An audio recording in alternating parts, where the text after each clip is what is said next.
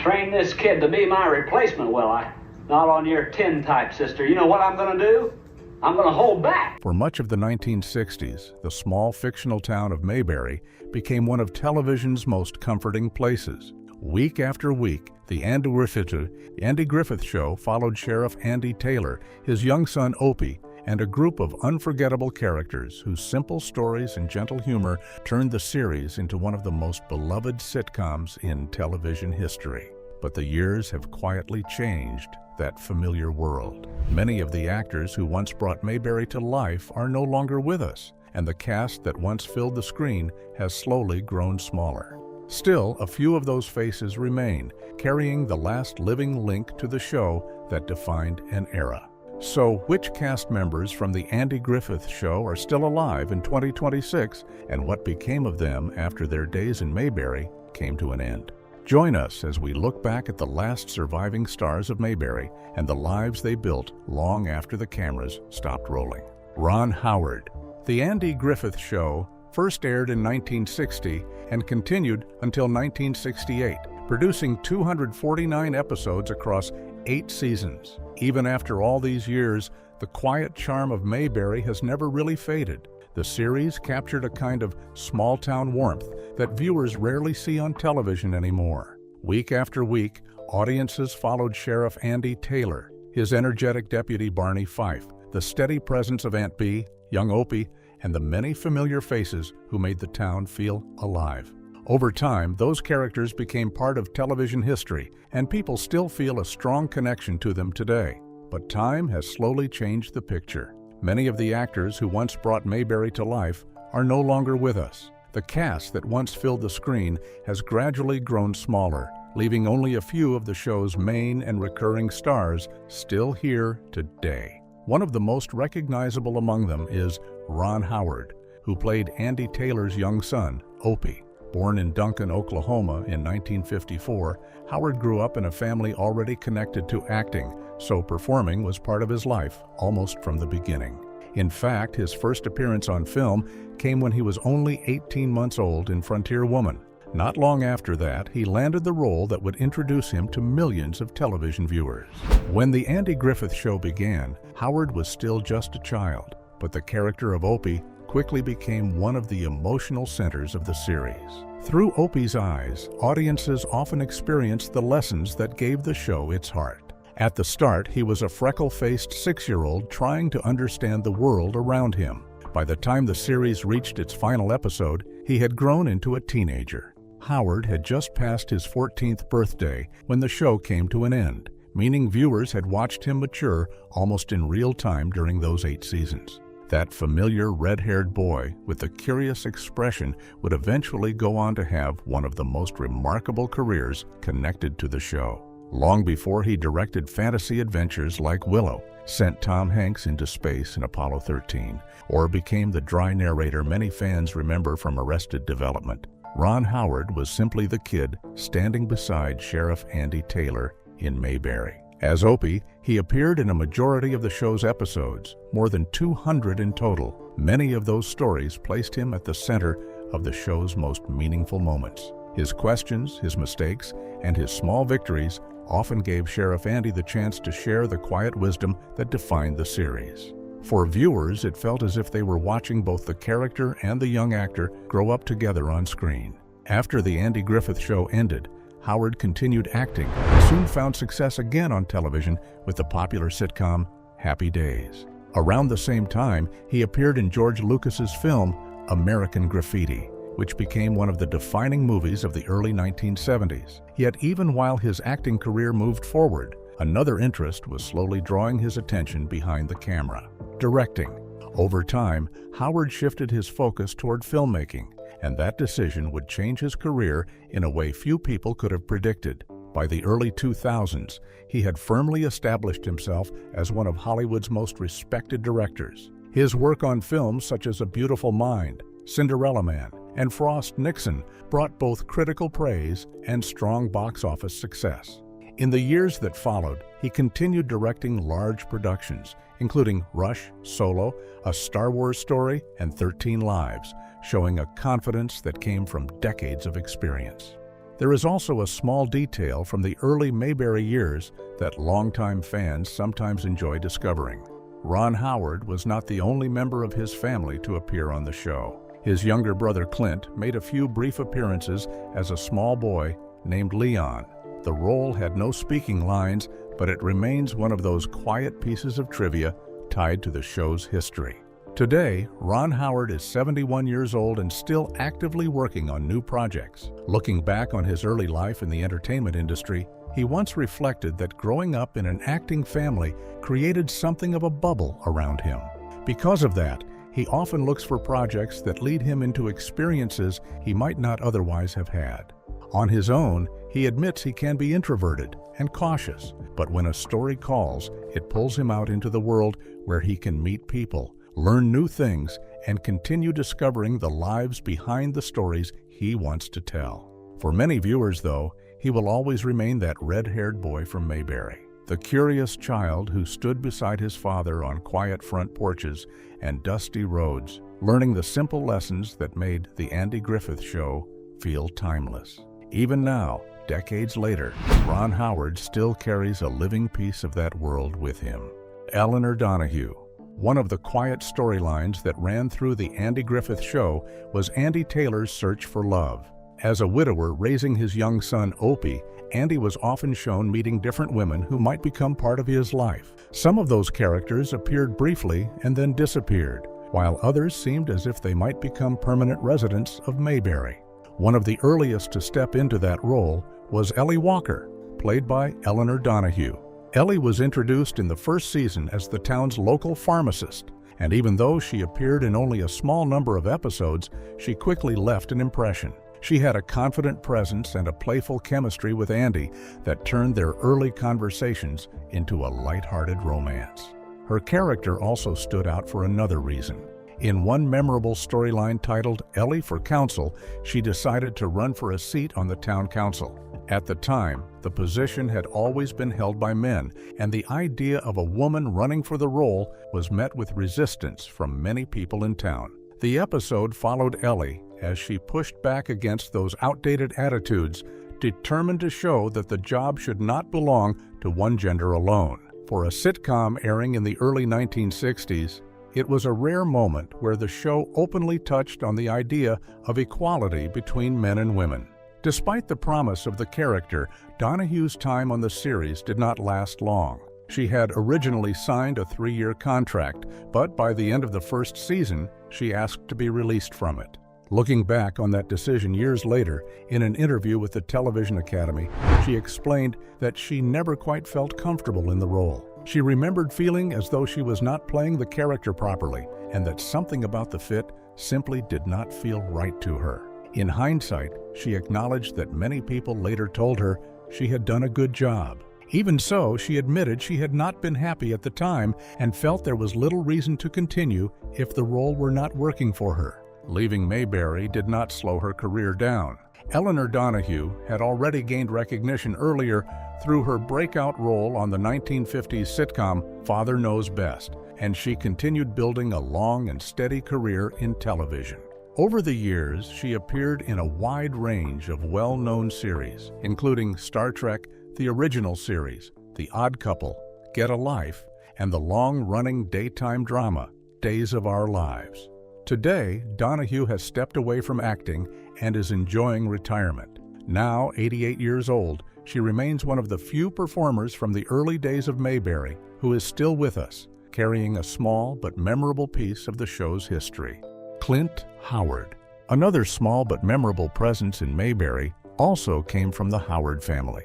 Ron Howard's younger brother, Clint Howard, appeared on The Andy Griffith Show at an age when most children are barely aware of the world around them. Clint was only 2 years old when he made his first appearance in Season 2, Episode 17, an episode titled The Jinx. In that moment, he was simply credited as the boy at the church social. The appearance was so quick that many viewers might not have noticed it at the time. Still, the tiny role quietly introduced a young actor who would go on to build a long career of his own. Not long after that first appearance, Clint returned to the show several more times. This time he had a character name. he played a little boy called Leon, a child who often wandered through scenes clutching a peanut butter and jelly sandwich. Leon never spoke a single line. Instead, he usually appeared with his hands and face covered in the sticky remains of his snack, calmly standing nearby while the adults around him carried on their conversations. The role was small, but it became one of those little background details that longtime fans of the series still remember. For Clint Howard, those brief moments in Mayberry were only the beginning. By the time he was 4 years old, he had already landed his first major role in the 1964 sitcom The Baileys of Balboa. Although the show was short-lived, it gave him early experience as a regular on television. A few years later, he stepped into his first starring role as Mark Wedlow in the 1967 adventure series Gentle Ben, where he played a young boy whose closest companion was a large and loyal black bear. From there, Clint Howard slowly built the kind of career that many actors spend a lifetime chasing. Rather than becoming a traditional leading man, he developed a reputation as a dependable character actor. His distinctive look and steady presence made him a familiar face across television and film for decades. Over the years, he accumulated an impressive list of credits that eventually climbed past 250 roles. Along the way, he became part of several well-known franchises.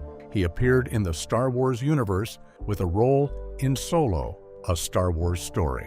He also made appearances in 4 different Star Trek series, a rare distinction for any actor, and audiences who grew up in the late 1990s and early 2000s may remember him popping up in all 3 Austin Powers films, another example of the many places his career carried him. Even with that long list of projects, Clint and his older brother Ron often found their paths crossing again. The two worked together on several films and television productions over the years, including a pair of episodes on Happy Days. Their shared experiences growing up in the industry eventually led them to write a memoir together titled The Boys, where they looked back at their childhood, their parents, and the unusual journey that began when both of them were still very young. Clint has often spoken about how important that family environment was. In a 2021 conversation with Entertainment Weekly, he explained that the support and guidance he and Ron received from their parents shaped the way both brothers approached their careers. According to Clint, their parents had a unique way of guiding them through the entertainment world while still keeping their lives balanced and grounded. He also addressed something people sometimes assume about siblings who grow up in the same profession. Clint made it clear that there was never any rivalry between him and Ron. Instead, he described feeling grateful for the family he was born into and proud of the bond he shares with his older brother. In his words, being Ron Howard's little brother has always felt like a beautiful and fortunate place to be. He noted that people often expect envy or tension between them, but in reality that simply has never been part of their relationship. Today, Clint Howard remains another living thread connecting audiences back to Mayberry. His role on The Andy Griffith Show may have been small and wordless, but it marked the beginning of a career that would stretch across generations of television and film. For fans who look closely, that small boy with the peanut butter sandwich is still there in the background of Mayberry, a quiet reminder of how many stories began in that little town. Richard Keith, even a boy as thoughtful and well-behaved as Opie Taylor, still needed friends to spend his days with. While Andy was busy keeping the peace around Mayberry, Opie often found himself running around town or sitting in school alongside a small group of classmates who appeared throughout the series. One of the most familiar among them was Johnny Paul Jason, played by actor Richard Keith, who was also known earlier in his career as Keith Thibodeau. Johnny Paul appeared in 13 episodes of The Andy Griffith Show between the 3rd and 6th seasons. Though he was usually part of Opie's group rather than the center of attention, his character became a regular presence in the schoolyard scenes that showed the everyday world of Mayberry's children. One of his most memorable moments came in the well-known episode Andy Discovers America. Much of the story takes place inside Opie's classroom after a casual comment Andy makes at breakfast about history accidentally causes trouble at school. The remark finds its way into Opie's class discussion, and before long, their teacher, Helen Crump, steps in to set the record straight. What follows is a lesson that ends up teaching both the children and Andy a thing or two about the importance of understanding the past. Episodes like that help show how the children of Mayberry were growing up under the watchful eyes of both their parents and their teachers. Throughout the series, Johnny, Paul, Opie, and the rest of their group were often seen sharing small adventures together. Sometimes they caused a bit of harmless trouble, and other times they simply spent their afternoons exploring the corners of town. No matter what they were doing, those moments usually ended with a lesson that reflected the gentle spirit of the show. Looking back on those years, Richard Keith has often spoken warmly about the people he worked with during his time in Mayberry. He once described the cast as being very much like the characters viewers saw on screen. According to him, they were kind, welcoming, and easy to work with. The time spent behind the scenes was just as memorable as what audiences saw during the episodes themselves. He remembered playing checkers with the makeup artist, listening to guitars being strummed around the set, and hearing people break into song during quiet moments between scenes. He also recalled simple afternoons spent with Ron Howard, where the two boys would play catch and grab hamburgers together at the studio's commissary. By the time he joined The Andy Griffith Show, Richard K. was already a familiar face to many television viewers. Earlier in his career, he had played one of the most recognizable children on television. He appeared as Little Ricky, the son of Lucy and Ricky Ricardo, on the hugely popular series I Love Lucy and its follow-up, The Lucy Desi Comedy Hour. Those roles made him a part of one of television's most famous families long before he ever stepped into Mayberry. Even so, his time on The Andy Griffith Show would become one of his last major acting appearances. As the years passed, Keith found himself drawn in a different direction. Instead of continuing down the path of television acting, he turned his attention toward music. He became part of a rock band called David and the Giants, where he spent years performing and building a life outside the world of television studios. Still, his connection to the earlier chapter of his life never truly faded. In 1994, he released an autobiography titled Life After Lucy, where he reflected on his time working with Lucille Ball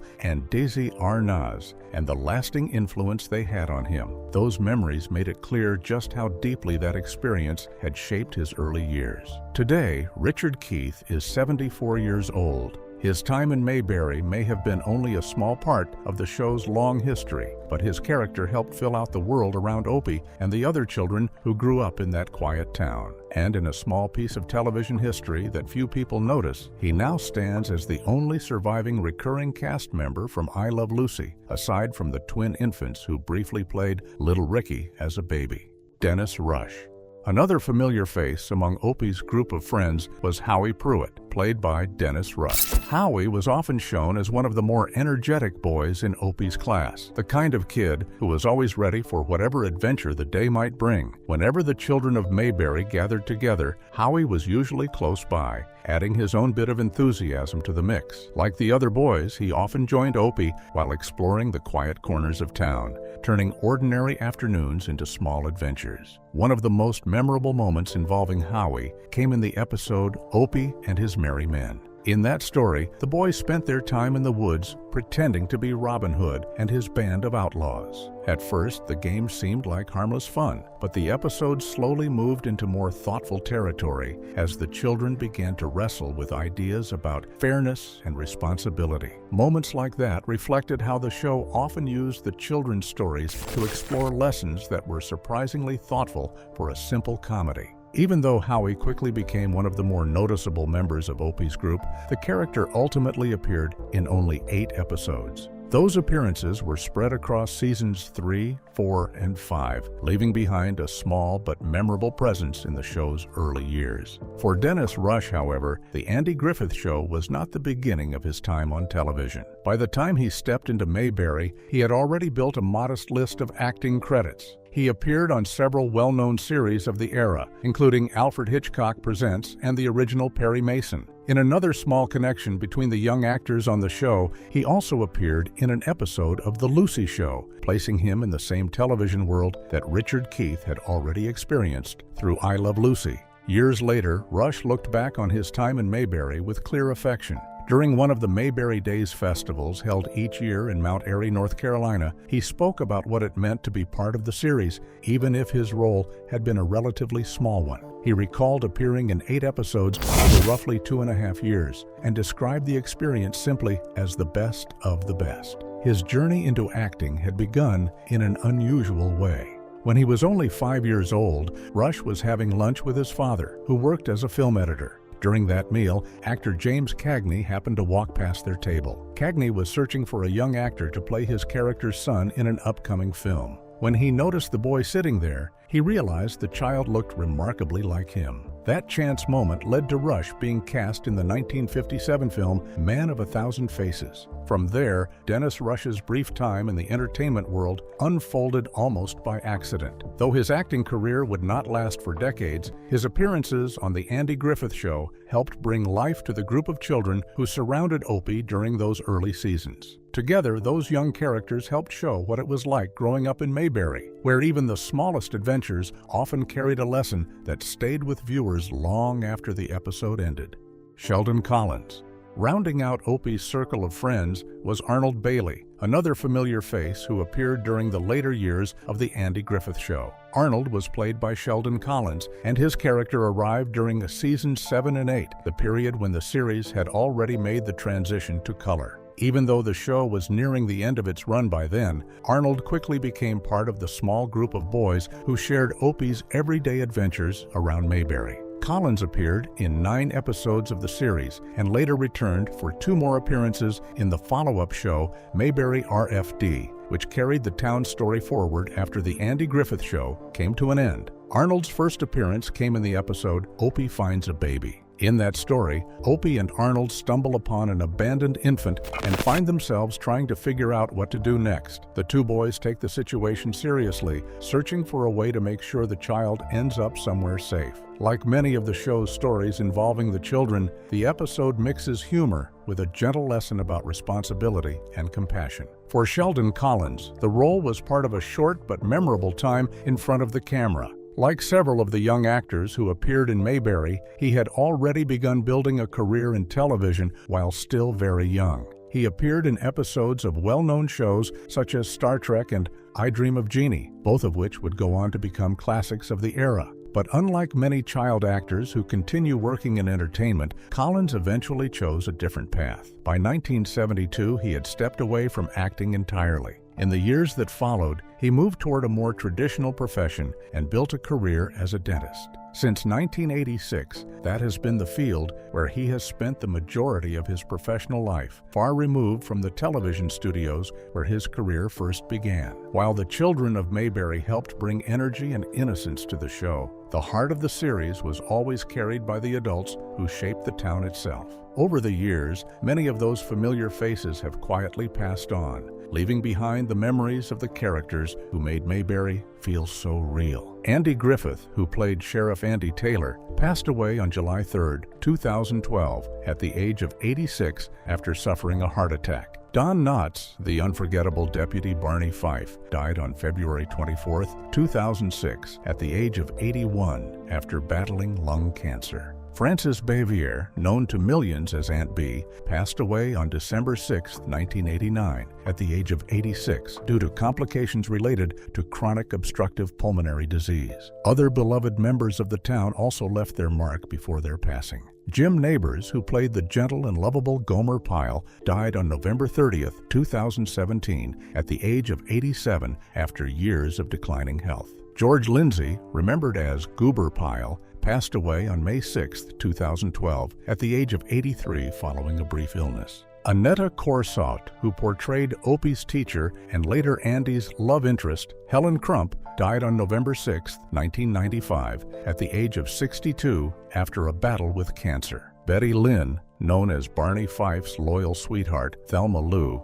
lived to the remarkable age of 95 before passing away on October 16, 2021. After a brief illness. And Maggie Peterson, who played the spirited Charlene Darling, died on May 15, 2022, at the age of 81. Together, these actors helped create a small town that felt warm, familiar, and full of life. Though many of them are no longer here, The stories they told continue to live on every time someone returns to Mayberry and hears the quiet whistle of the show's opening theme. What episode of The Andy Griffith Show is your favorite? Let us know in the comments below. Don't forget to like, share, and subscribe. Also, click the next video shown on your screen. You will enjoy it. Screen.